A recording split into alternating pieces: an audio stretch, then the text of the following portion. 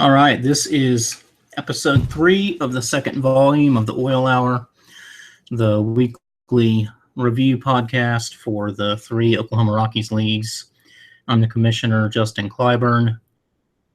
Matthew Leal, the Norman Nobody's manager, has been held up and won't join us to start the show. And the Whackers manager, Lyndall Morgan, may join us later as well. This was the third week. A lot of undefeated teams finally fell. There's only a handful of undefeated teams left among the 42 oil franchises, and there were a lot of injuries the last couple weeks. And just before the show, we found out that Des Bryant may be out 4 to 6 weeks. So that is definitely going to affect at least 3 oil teams. With Leal not here, let's start out with the PFC this time. Give them guys a break. And I will go ahead and share my screen. Watching at home, you can see that. All right, the PFC, as you know, is the second-year conference. It is the newest conference of the Oklahoma Rockies League. It has 2 undefeated teams remaining. The first one is the Vandals, managed by Marine Corps vet Brian Oglesby. He is the lone non-Army guy in the oil, and one of only 2 managers who are not in the 158. The other undefeated team is the Great Plains Drifters, and that is managed by Ray, one of the medics on the 2006 SEC4 mission. With the most points in the PFC is Derek Tadlock, was in the 158 and did at least 2 deployments with the unit. Right behind him in most points is Cordis and the SEC4 Sixers. Then you've got the FDC Chiefs and the Nightmares rounding out your top 6. So if the season ended today, that is how the playoff picture would look. Right on the cusp would be McKay, the Orange Bloods, Beller, the Extreme, who's lost 2 tough games in a row, and Little Baldwin's Blue Falcons. The Red Ball Express is having some managerial issues. Sergeant Hodge did not take Adrian Peterson out of the lineup. I text him and let him know, and hopefully he doesn't pull that shit again. We're bringing up the rear. We've got Pierre, the Mechanics, Beer, the Dirty Dogs, the defending champion Boomtown Brawlers, managed by Break, and the Enforcers, who the playoffs last year with the first round bye, and that's Straley. Coming up this week, we've got a big game between the FDC Chiefs, ranked 5th, against the undefeated Great Plains Drifters, who are ranked 2nd. These 2 look really evenly matched. The Chiefs definitely have the more fantasy-wise manager, but with his limited fantasy experience. It looks like the Chiefs will be relying on Matt Forte, Le'Veon Bell coming back from suspension, and then Brandon Marshall at receiver. Tight ends for the Chiefs are Jacob Tammy and Jack Doyle, and they don't instill a lot of confidence. Have a great trio between Marshall, Forte, and Le'Veon Bell. Gray is 3-0 behind Drew Brees. He's 3-0 despite Todd Gurley, who had his first decent game last week. He's got Jarvis Landry, Julian Edelman, and Will Fuller as receiver spots, a resurgent Jimmy Graham at tight end, and Jamison Crowder and Devontae Parker at receiver, who has Gray as a 1-point underdog, but I'm going to pick the Drifters to make it to 4-0 here.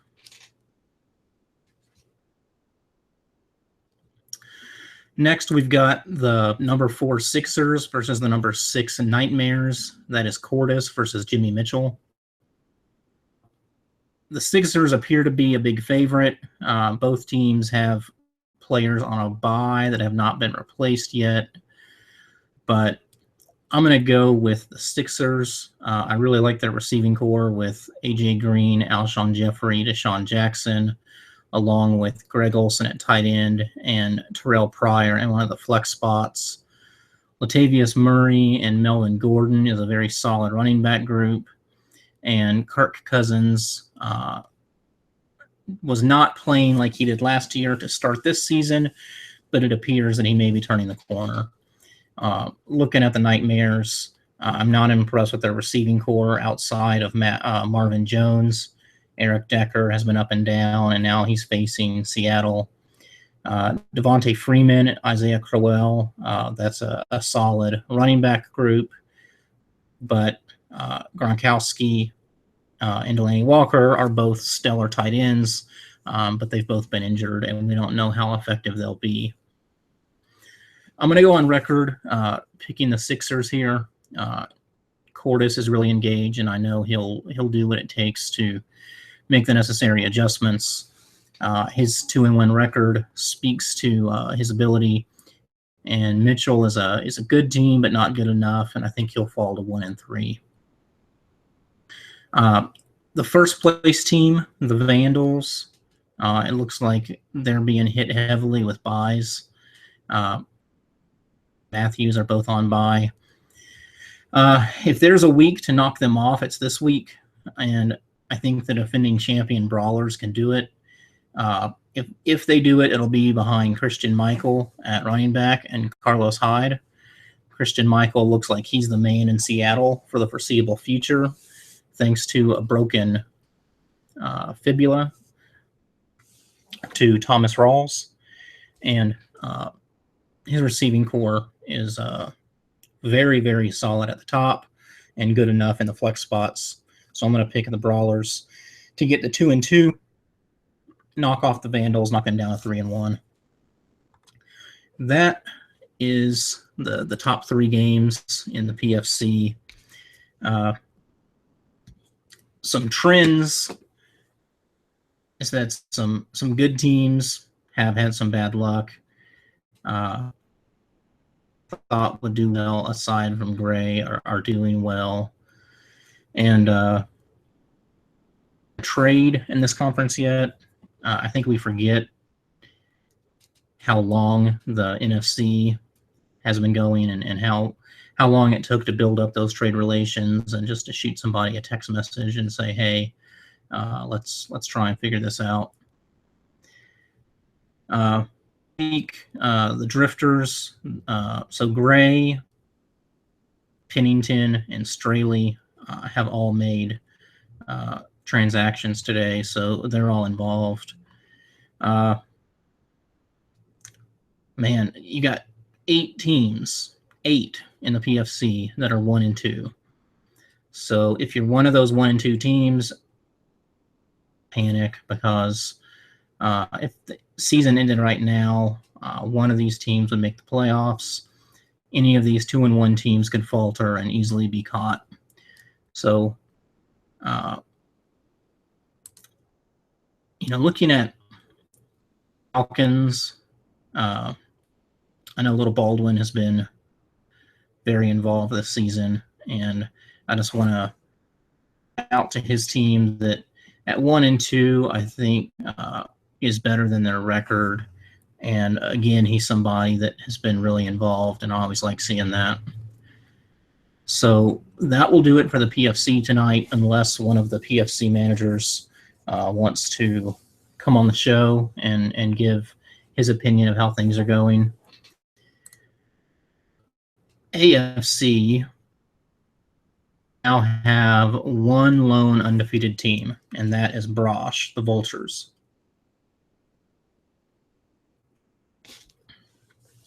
Zerger's Redlegs are 2-1, but actually have the most points in the league.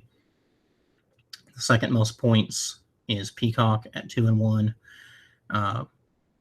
he was number 1 last week. He lost to the Redlegs, and that loss only knocked him down to number 3. I do have a bit of an announcement. Because Peacock was so instrumental in raising money and making the 2016 draft party happen at that amazing cabin, the Oil has purchased him a Cox helmet. And here you can see it. You've got that Cox logo on the side. You've got the face mask that's white with the purple in the middle. The purple stripe broken up by a gold stripe, followed by the peacock teal with peacock written down the back. And then he's got Oil on the nose bumper. So peacock shortly, it just arrived today, but just a quick token of appreciation. Fantastic. And I know that Peacock has said he doesn't like his colors, but I think that's kind of what makes it so awesome, is that we all know Peacock is a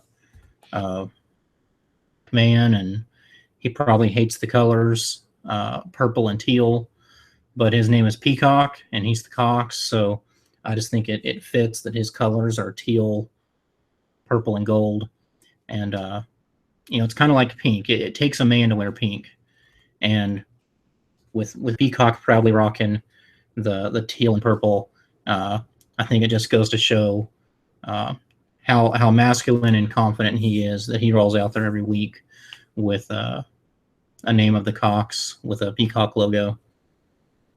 So that will do it for that small tangent. As you know, we typically award those helmets for championships. If you win your conference, you go to Liberty Bowl and face the other highest scoring conference winner, and the winner of that matchup gets a beautiful mini helmet based on their team. So typically that's what it's for. We can make exceptions. I thought this would be a nice gesture, and selfishly, I just love seeing each of these logos and uniforms come to life in the form of a helmet and a jersey. Whoever wins the AFC, he'll get a jersey of his own. I'd love to see it. There's a lot of these helmets I'd love to see in real life, including Steel Rain, and I've already seen War Pony. I really like the Brewmaster's helmet.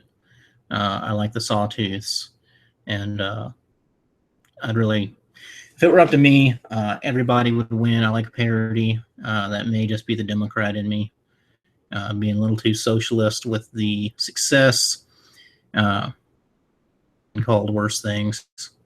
So to recap, the top 3 was Brosh, Zerger, and Peacock. Those 3 teams have never made it to the championship game. This will be the 3rd year of the AFC. So it'd be great if some of those guys would break through and win it and get their own helmet or jersey. At number 4, you've got Fitzgerald with the Steel Rain team. Number 5, Schuster's Negligent Discharges.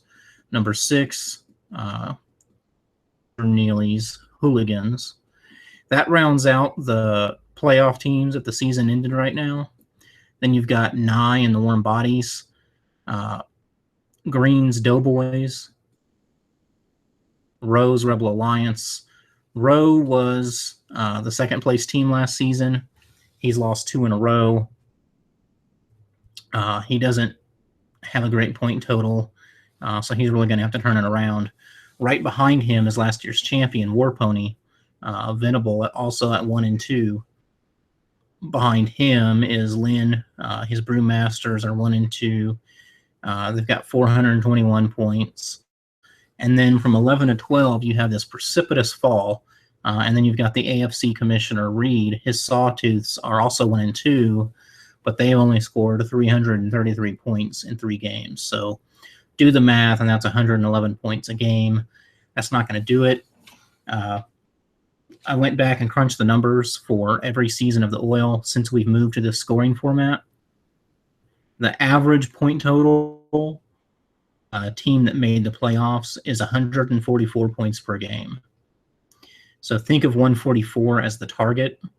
Obviously, 111 points per game is way off from that, and that explains why Reed is 1-2.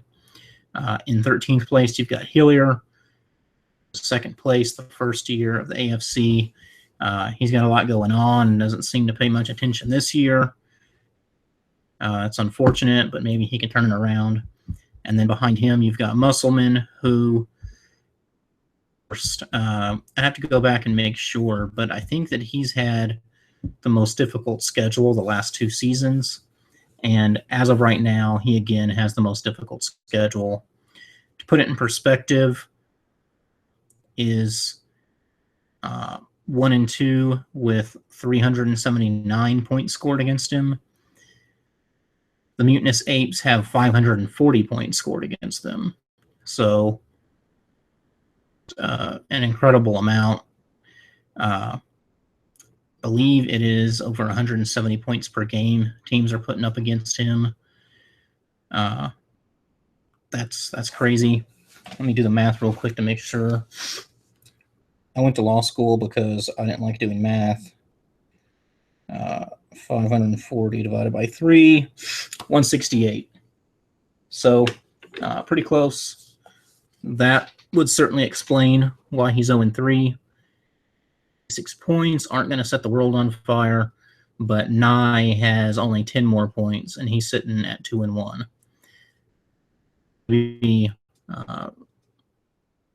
Musselman can get things turned around.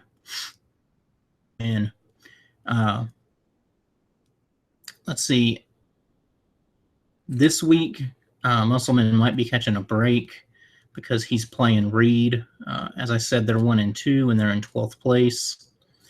The Sawtooth started out really well, but major injuries in week 1, week 2. Danny Woodhead tore his ACL. Adrian Peterson tore his meniscus. That was in the same week, and those were Reed's top 2 running backs. So that might explain why he's 1-2 at the moment. He's still got Peterson on the roster just in case. He's got Tom Brady on the bench, hoping that maybe he can come back and lift this team up. And he's got Delaney Walker on the bench, hoping that he gets healthy soon. But his starting roster, it's certainly been diminished by those injuries. He's now starting Jay Ajayi and Derrick Henry at running back. Those two, they might get a touchdown and save Reed with some fantasy production, but he's certainly not going to be able to lean on them like he had Woodhead and Peterson. He's got some talent at receiver with Brandon Marshall and Julian Edelman, but Mohamed Sanu was injured in Monday night's game and may not play this week. Then he's got Tyrell Williams and Kenny Stills rounding out the flex spots. Not horrible. He's going up against Musselman, who spent his first-round pick on Todd Gurley. That's another reason why he is where he is. Gurley had been very disappointing the first 2 weeks. So you combine your first-round pick being that disappointing,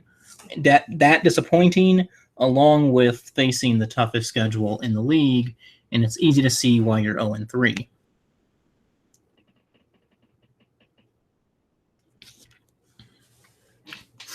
Musselman also has Mark Ingram and Isaiah Crowell at running back, so he's very strong in the run game. His receivers are not nearly as strong. He's got Quincy Enunwa, Doug Baldwin, Eddie Royal, Marquise Lee. On his bench, he's got Michael Floyd and Sammy Watkins, who are both injured. Curley, maybe a PPR guy that can do some damage. But yeah, I mean, you look at the injuries of Michael Floyd and Sammy Watkins, along with the disappointment of Todd Gurley, and it really seems like Musselman is cursed. Break through this week, though. I definitely see a path to victory for the Apes. He's going up against a team that's been just as devastated by injuries. And so I'm going to pick Musselman to beat Reed, get in the win column and knock the AFC commish down to 1-3. Things might change when Tom Brady comes back for the Sawtooths, but as of right now, I just don't see them pulling this off. The game of the week is probably the Cox versus Steel Rain. This is Peacock versus Fitzgerald. Guys were first platoon hard targets at Fort Lewis and heading over on the Sec 4 mission. Should be a good grudge match. Some players on buys that they need to replace. I do think that they will get those replaced. These are guys that pay attention, but Fitzgerald, I mean, his team has just been, I hate the word decimated because the root of it means by a tenth. And usually when they say something was decimated, it's an exaggeration. But here it would be an understatement. Fitzgerald has had Keenan Allen, Amir Abdullah, Jonathan Stewart, and Corey Coleman all get injured. Allen for the year, most likely. Abdullah for at least until week 10. Jonathan Stewart for last week and this week. And Corey Coleman for this week, and who knows going forward. Also, Willie Snead last week and did not play. So that's 5 starters that he was missing last week. It's really a wonder he's made it to 2-1, but he does have a very solid team, and it looks like he'll be rolling with Devontae Booker at running back. He's the rookie backup in Denver, but due to those injuries and bye weeks, he's going to have to carry the load. Christian Michael will be his running back 1 this week. You can do a lot worse than that. He's done well. He's led by Drew Brees, Odell Beckham Jr. Marvin Jones has been spectacular. Willie Snead appears to be back this week, and he's got Jordan Reed at tight end. Cole Beasley's been a PPR monster. I don't know who he's going to put in that other flex spot. He may have to go do some more waiver wire work, but still a dangerous team despite all those injuries. The Cox, they've not had the same level of injuries. They start Matt Ryan at quarterback. Stephon Diggs, Deshaun Jackson, and Alshon Jeffrey looks a lot better at the receiver position than it did at the beginning of the season. Theo Riddick at 1 running back spot is great in PPR. Darren Sproles is on a bye. But guess who's coming back for the Cox? Le'Veon Bell comes off suspension. He has a 3:30 game against the Chiefs. And the fact that Peacock was able to get to 2-1 without him, the depth of this team, and once he gets inserted in this roster, I think that puts him over the top. He beats Fitzgerald, gets to 3-1.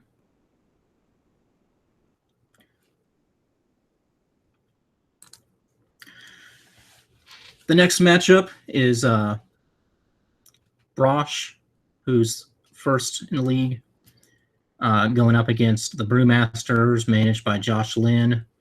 It's number 1 versus number 11. Lynn has a good roster.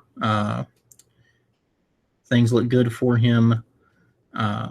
But he is going against the top-ranked team in the league. Brosh has Phillip Rivers at quarterback. His receivers are Jarvis Landry, Steve Smith, Philip Dorsett filling in for Dante Moncrief, and Pierre Garçon in a flex. His tight ends are Gronkowski and Olsen. At running back, he's got Matt Jones and TJ Yeldon. A very solid team along with the Denver defense. Lynn, his receivers are not very impressive. He's got Tavon Austin, Tyler Lockett, who's been disappointing, and Alan Hearns, who also has been disappointing. Lynn does have David Johnson at running back. His first-round pick has not disappointed. He's done very well, and I think he'll continue to do well. Latavius Murray has been disappointing as an RB2. Clive Walford is a so-so tight end, and he's got Ted Ginn Jr. and Duke Johnson at the flex spots. I don't love those guys. They're more boom or bust, so I could see them going off for big yardage, but we're not sure. They could just as easily do very poorly. I don't think that the Vultures team is as boom or bust. They're not great with TJ Yeldon at RB2, but he may have a good floor. Let's see. 11 and 4 points in 3 games. So 9-10 points. I think that'll be enough for Brosh. And the Vultures win, make it to 4-0, and remain in first place.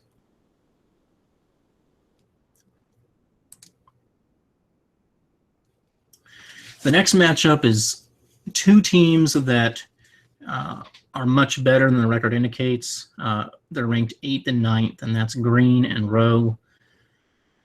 These teams are projected for 160 and 157 points. That says a lot about their rosters. And look at the starting lineups, it's very difficult to pick a winner. I'm going to pick Rowe because he has Antonio Brown, Brandon Cooks, Michael Crabtree at receiver, along with C.J. Anderson and a now starting Jordan Howard at running back. I really like Tajay Sharp in one of those flex spots, especially going against the Texans without J.J. Watt. And Ebron and Miller are good enough tight ends. Green's team is very good also. Carson Palmer going and playing L.A. It's hard to pick him for a great game considering what he did last week. Julio Jones playing Carolina. I can see him having some trouble. He didn't do very much against the Saints last week. I think he had 1 catch, and I'm sure that the Panthers have seen that tape. Mari Cooper, I think he'll do well. Michael Thomas is stepping up. LeGarrette Blount and Charles Sims could do really well. Dennis Pitta and Kobe Fleener I like, and I like LaShawn McCoy. I'm going to pick Rowe just because I don't think that Palmer or Jones will meet expectations for the Doughboys, but either one of these teams could blow up. They're both really good rosters, and whichever of these teams falls to 1 and 3 is certainly not out of it.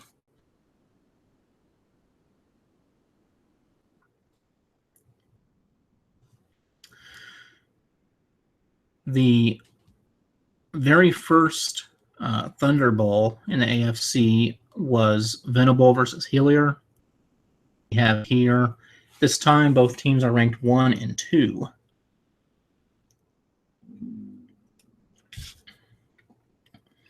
Hillier has not been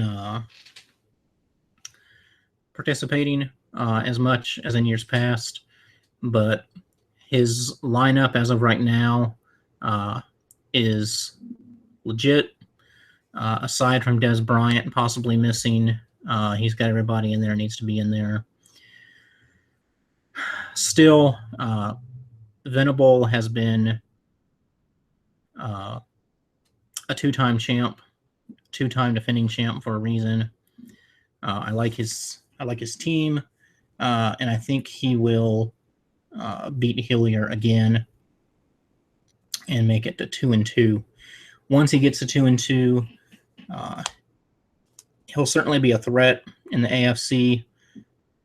But the fact that he squandered having DeAngelo Williams for the first 3 weeks really may hurt him when it comes to claiming a playoff position. With as good as DeAngelo Williams is when Bell is out, and the fact that where he was able to draft Williams should have meant that he had a much deeper roster. Come out of those 3 games 2-1 or 3-0. Instead, he comes out at 1-2, and now DeAngelo Williams is pretty much worthless unless Le'Veon Bell becomes injured. He's still got Rashad Jennings on the bench that he can turn to if Jennings plays, but this lineup looks pretty well set, and I'm going to pick him being Venable and Warpony. I'm picking them because I do think that Dez Bryant misses time, somebody to really replace him, and Jamal Charles coming back from his injury, I'm not certain is going to get a full load. So look for Venable to get back to 2-2. Hillier will fall to 1-3, and the playoff hole is going to be getting deeper for him. Schuster and the negligent discharges are 2-1. They're number 5. Neely, the Hooligans, also 2-1. They're number 6. These two face each other in week 4. Schuster has Eddie Lacy on a bye. Let's see what Neely has. Any significant bye weeks? His lineup is not that impressive, considering he doesn't have these bye weeks. He's got Russell Wilson at quarterback, who may actually miss this week. If he does play, he'll be limited. If he doesn't play, Ryan Tannehill would be his replacement, but Tannehill plays tomorrow, so Neely better make a decision on that soon. Golden Tate, Torrey Smith, and Will Fuller are his top 3 receivers. I'm not impressed by those 3. Lamar Miller and DeMarco Murray have been pretty solid at running back, but his tight end is Vance McDonald, and his 2 flex spots are Mike Wallace and Dwayne Washington. He's going up against Schuster, who has Andrew Luck at quarterback, Emmanuel Sanders, Allen Robinson, and Sterling Shepard at wide receiver. That's not a fantastic group, but I believe it's better than Neely's. Schuster has Eddie Lacy on a bye, Arian Foster injured.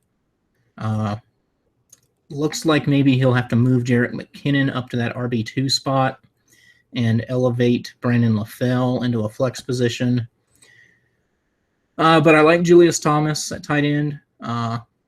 Vincent Jackson has been disappointing in that flex spot, but he doesn't have much of a choice because he's still waiting for Josh Gordon to come back from suspension. This is a flawed team this week in the discharges, but I do think they're good enough to knock off Neely and get to 3-1. If he gets to 3-1 and then gets Josh Gordon back at full strength, this team can certainly make some noise. Finally, in the AFC, we've got the second-ranked Redlegs playing Nye and the Warm Bodies. Favored by about 6, according to Yahoo. They're a good team. They just knocked off the number 1 team in the league, and they start Ben Roethlisberger at quarterback, Mike Evans, Larry Fitzgerald, Demaryius Thomas at receiver. In his flex positions, he's got Terrell Pryor and Jamison Crowder. So you can tell that Zerger is a guy that really works that waiver wire. He is going to pay attention and get those guys and scour the waiver wire looking for the next big thing. And with Pryor and Crowder, he's got 2 guys that are probably starter worthy this week in his flex positions. At running back, he's got Ezekiel Elliott and Matt Forte, very solid. And he's got Jason Witten, who has been Dak Prescott's security blanket. He's going up against Nye, who is also 2-1. He's ranked number 7. He's been managing his lineup well, picking up players. This week he's starting the rookie Hunter Henry at tight end against New Orleans. Tight ends always do well against New Orleans. Last week notwithstanding, because Atlanta doesn't use the tight end very, very well. But he starts Derek Carr at quarterback. His receivers are DeAndre Hopkins, Travis Benjamin, and Kevin White. I'm not sure I like Kevin White, but Travis Benjamin should do well against New Orleans. I like Melvin Gordon at running back, especially going against the Saints defense. But I don't like Cameron Artis-Payne. Jimmy Graham is in a flex spot, and so is Rashard Matthews. I think that Nye's team has more holes than Yahoo believes. I don't think they'll make this 149 average or projection. So I'm going to pick the Redlegs, Lance Zerger, to make it to 3-1. And depending on the outcome of Brosh's matchup, make a play for that number 1 position. So that is it for the AFC this week. Really strong conference. I've enjoyed following it. Also, a great group of guys that have been talking a lot of trash to each other on the GroupMe app. So they always make things fun, and I'm glad that we expanded and brought these guys in. For a change, we're doing the NFC last. This is the original conference of the oil and the one that I am in myself. So the NFC has one team, and that's Pyle with Lucky Enough. This week he is facing the number 13 ranked team, which is the MO Dogs at 0-3. But don't be deceived. The MO Dogs have a pretty decent roster. They have an even tougher schedule than Musselman has. They've had 562 points scored against them. To put that in perspective, that's 187 points per game.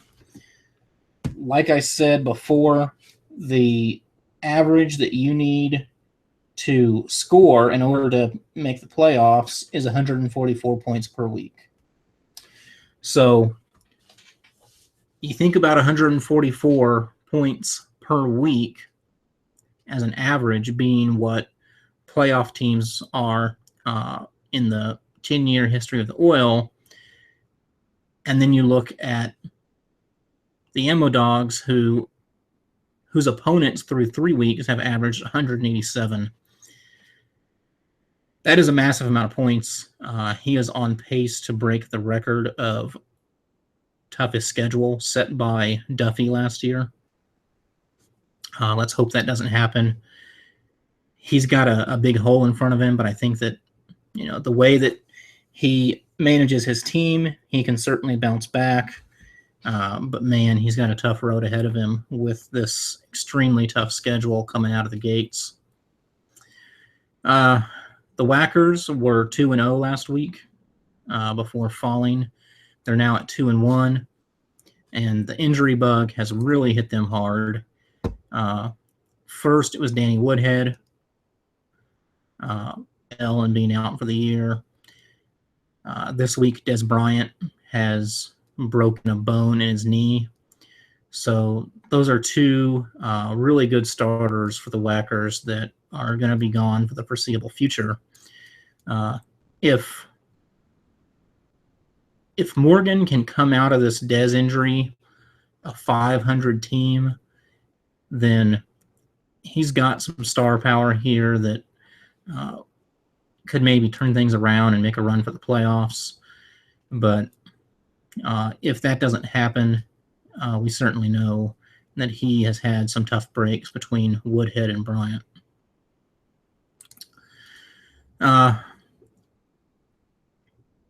So the Whackers have been hit hard by the injury bug. The Dirty Hippies already lost Peterson, but they're doing well at 2-1. Top-ranked team was the Hangovers, and they fell So now they're 2-1 and ranked second. Let's go ahead and check out their matchup. The second-ranked Hangovers facing the seventh-ranked Dirty Hippies. The Hippies are the 2014 champs. They are managed by Chris Trevillo. Trevillo is one of two non-158 managers in the oil. He was, however, in the Army and certainly understands all our soldier references. So Trevillo makes it to 2-1 with Le'Veon Bell being on the bench those first 3 weeks. So he gets Bell back this week. He picked up Terrell Pryor on waivers, who I drafted and was prepared to wait out, but I dropped him for a lottery ticket running back in Dwayne Washington. And later that same day, it was determined that Corey Coleman had broken his hand and Terrell Pryor would be elevated to a top receiver position in Cleveland. He goes out last week, scores 32 points. I very much regret dropping Pryor, but kudos to Trevillo for snatching him up when he did. He did not have a great receiver core, but he did have a very good running back core.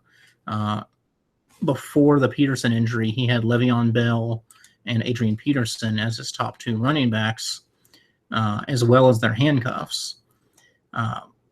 Now he's got Le'Veon Bell and Jerick McKinnon and Fozzie Whitaker, who may be a starter this week.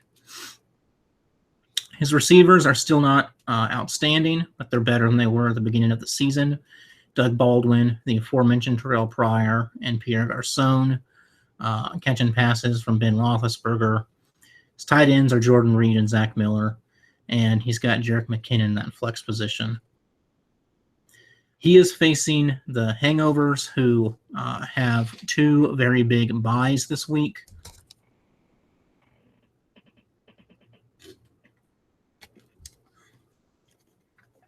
Aaron Rodgers and Eddie Lacy are cherished Packers of Packers fan and Hangovers manager Adam Duffy.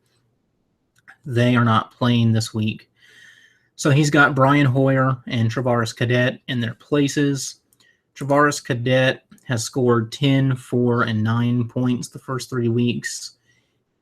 He's essentially a receiver at running back. Any points that Duffy receives from Travaris Cadet will be points by reception. So depending on how the game against San Diego goes, he could get some decent running back production out of Cadet if there's a lot of checkdowns and screens in the game plan. Duffy's receivers are A.J. Green, Kelvin Benjamin, Travis Benjamin, Willie Snead, and Adam Humphries, who is facing a very tough Denver defense, but has scored 7, 14, and 20 points in his first 3 games. His tight end is Greg Olsen. I really like his team, especially with Rodgers and Lacy in the lineup. I don't like it as much without them, but I do think they'll do well enough to beat the Hippies. I say this because I don't think that Fozzie Whitaker will give the Hippies the production he needs. I don't believe Jerick McKinnon will meet his projections, and I think Ben Roethlisberger will get bottled up by that Kansas City defense and fail to hit his projections. So I'm picking the Hangovers here to get to 3-1. The Hippies would fall to 2-2, and certainly not be out of the playoff race.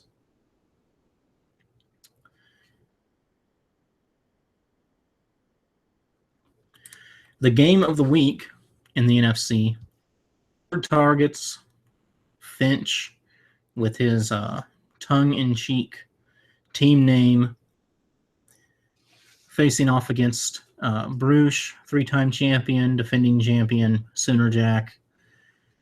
The Hard Targets are favored by about 20 to win this. but that is with a couple of buys in the lineup for Center Jack. Finch put together a really strong roster at the draft. I believe his quarterback, he's got Matt Stafford, but he's apparently benching him this week in favor of Joe Flacco against Oakland. His receivers are Antonio Brown, Amari Cooper, and John Brown. Running backs DeMarco Murray and Theo Riddick. Jacob Tammy's the tight end. And he's got Torrey Smith and Charles Sims in the flex positions. This is a very strong roster. There's a reason that Finch is 2-1 and in third place. Bruges has Kirk Cousins going against the Cleveland defense. Eric Decker, Jeremy Maclin, and Deshaun Jackson are his receivers.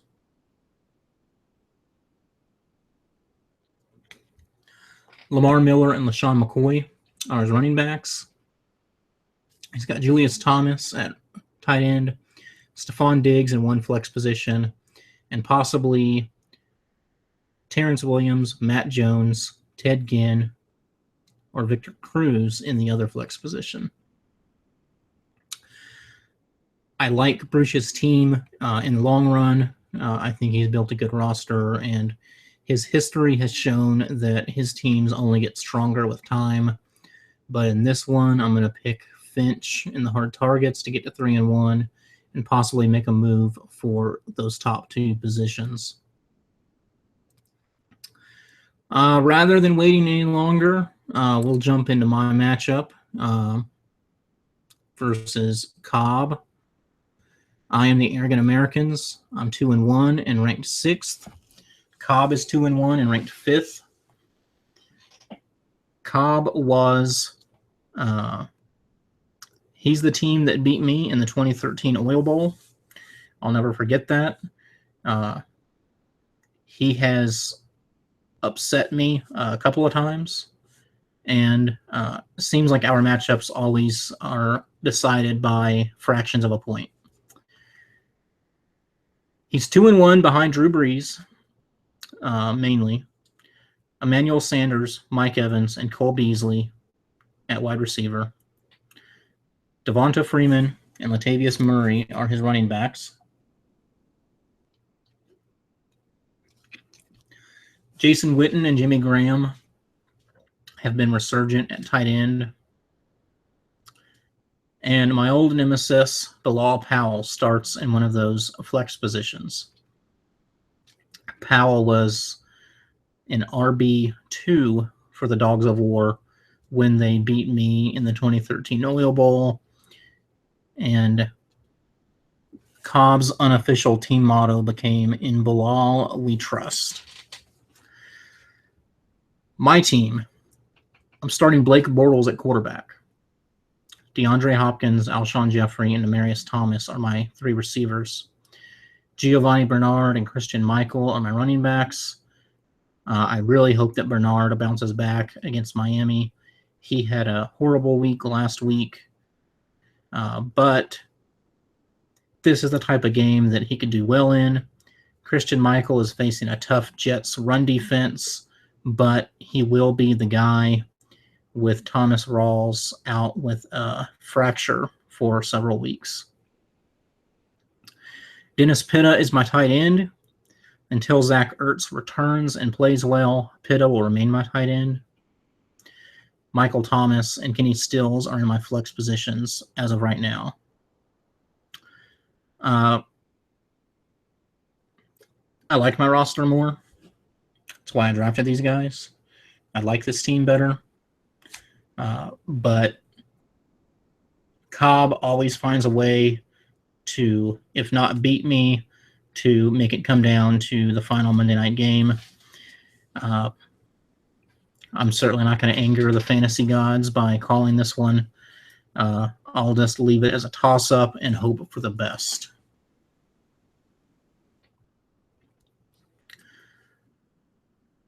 Now, I talked briefly just a bit ago about Pyle facing Rodgers, 3-0 versus 0-3. Pyle's team was the best coming out of the draft. They're the best after 3 weeks. And this week, they made a blockbuster trade with Morgan and the Whackers.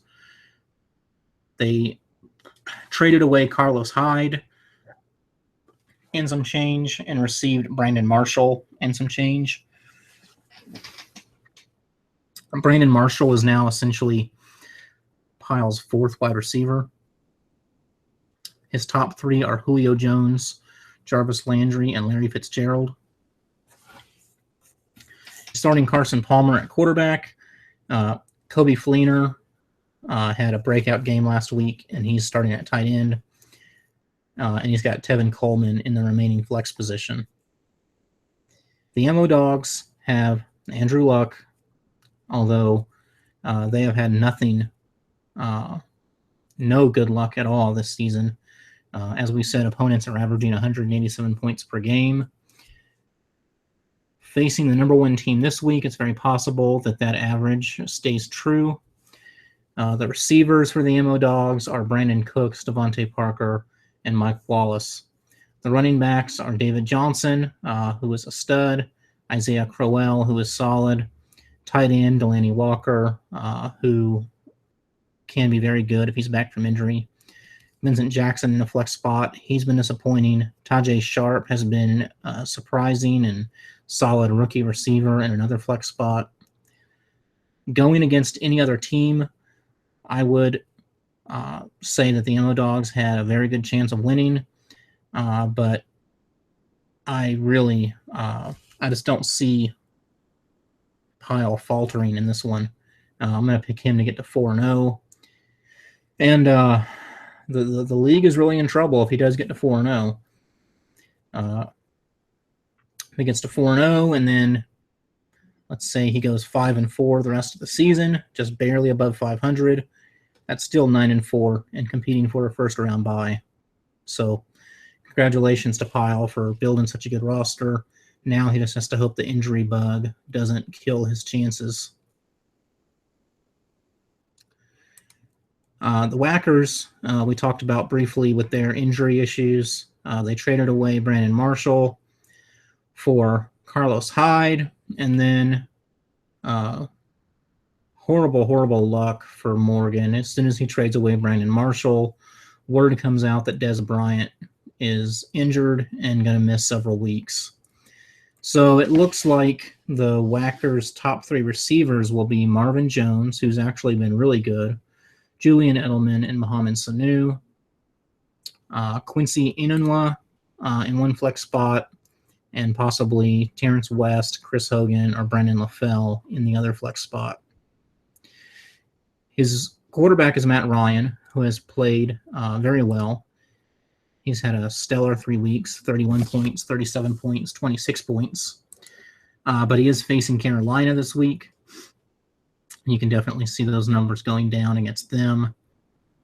At running back, Morgan's got Kenyon Drake and Carlos Hyde. I like Hyde. I don't like Drake as much. Tight end, Morgan has Jack Doyle due to Antonio Gates being injured. And his flex position, Quincy Enunwa, and as I said, one of Terrence West, Chris Hogan, or Brandon LaFell. On the Dark Narc side, they are 1-2 and ranked 12th. He chose Cam Newton first overall, and that worked well for him the first 2 weeks, scoring 25 and 41 points. But last week, Newton scored 15 points, and the Dark Narcs did not stand a chance. His receivers are Alan Hearns, Steve Smith, and Mike Mitchell. That's very, very bad. Devontae Adams and Jordy Nelson are both on bye. So that certainly hurts Henderson's team. His running backs are Jeremy Hill, who's been surprisingly good.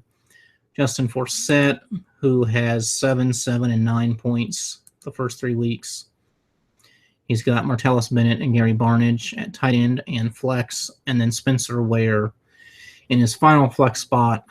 Spencer Ware can definitely be a wild card depending on how healthy Jamal Charles is. That's a lot of ifs for the Dark Narcs, so even with their injury issues, I'm going to pick Morgan to win this one and get to 3-1. If they get to 3-1, even with these injury issues, they have a chance, and all it takes is one player to break out when you're at the top of the waiver wire priority. So good luck to both teams, but I'm picking Morgan to win this one. 0-3 and in 14th place is Yancey, the Rednecks. Again, this is an example of a team that drafted Todd Gurley number 1, really paying for it. You draft Todd Gurley, you expect certain numbers out of him. Aside from that last week, he's been disappointing. But last week he did come through and hopefully get back on track. Also, the Roughnecks drafted Jamal Charles early this year. Jamal Charles has missed the first 3 weeks, so if he's back and healthy, that certainly helps things. At a flex position, he's got Jordan Howard, who he drafted and looks to be the starting running back in Chicago this week. Yancey's quarterback is Russell Wilson. Again, he may not play. If he does play, he may be limited. Another one of those situations where if he wants to replace him, he better do it soon because Andy Dalton is his backup, and Dalton plays on Thursday.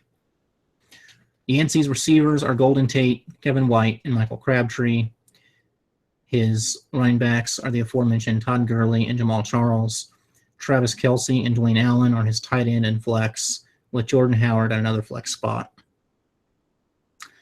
Dead again, Schmidt, 1-2, ranked 9th. His first-round pick was Ezekiel Elliott. He has been solid but not spectacular. 12, 14, and 18 points. I don't think that Schmidt is regretting that pick, but he's certainly not been willing dead again to victories. Phillip Rivers is Schmidt's quarterback. He's got Jordan Matthews on bye. Tyler Boyd on Thursday night at receiver. Tyrell Williams at receiver. And Frank Gore at running back. Eric Ebron and Kyle Rudolph at tight end and flex. And Will Fuller in another flex position. Even with Yancey being 0-3, I'm going to pick him to win this one. Gurley has been disappointing. Jamal Charles was injured. Corey Coleman broke his hand and missed last week. But I do like this team now that Gurley appears to be back on track. Jamal Charles appears to be back. And Jordan Howard is a starting running back in Chicago. So if Russell Wilson plays, I like Yancey. If Yancey plays Dalton instead of Wilson, I like Yancey. But if Yancey waits, can't play Dalton, can't play Wilson, and has to pick somebody up on the waiver wire at the last minute, I'm going to pick Dead again. I'm assuming that Yancey won't do that, and that's why I'm picking the Roughnecks to get out of their 0-3 hole. The final matchup, I was hoping Lille would be back for, but it's Lille's Norman Nobodies, fresh off their first win of the season. They're 1-2, 10th place, facing the number 11 team, Domination Station, also 1-2. Jessen got to 1-2 after second-round pick Gronkowski missed the first 2 games. Jessen actually started him last week, and he got 0 points. So at least the first 2 weeks, Jessen got something out of the tight end position. Last week, he got nothing. He's got a impressive enough roster. His quarterback is Marcus Mariota. He is just a short-term answer until Tom Brady is back. Allen Robinson, Sterling Shepard, Anquan Bolden at receiver. Rashard Matthews is his 4th receiver in a flex position. His running backs are LeGarrette Blount and Chris Thompson. And that is because Jeremy Lingford, Jesson's number 2 running back, is injured this week, forcing Chris Thompson into the lineup. He also has Rashad Jennings at a flex position. Gronkowski is his tight end. I like this team. I think they're better than 1 and 2, but I feel the same way about Leal's team. Leal's got Jameis Winston going up against a really tough Denver defense. Odell Beckham Jr. against a very tough Minnesota defense. T.Y. Hilton, Tyler Lockett, who's been disappointing. Duke Johnson, Matt Forte, Charles Clay, Tavon Austin, and Phillip Dorsett. I'm going to pick Jessen to win this one.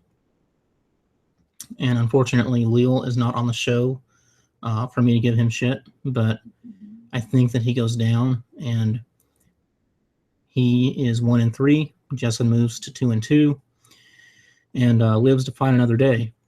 If it doesn't happen, I won't be too surprised. Leal has a better team than his record indicates, but he's just got really tough matchups this week, and so I'm not gonna count on them to get the victory. Really quickly before we go, just to demonstrate how strong Pyle's current roster is. Yahoo currently projects Lucky enough to finish 12 and 1. If that were to happen, that would tie my 2010 team for best record.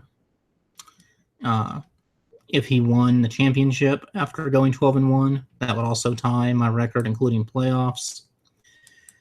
This is just a stacked roster, only getting better with each transaction. And Pyle is definitely hungry for his 3rd championship. So that's it for tonight. I really wish Leal could have been here, but things come up for dads, and they got to do things. So that is it for this week. Be sure to check your lineups, check the injury reports, all that good stuff, and have a good week. Bye.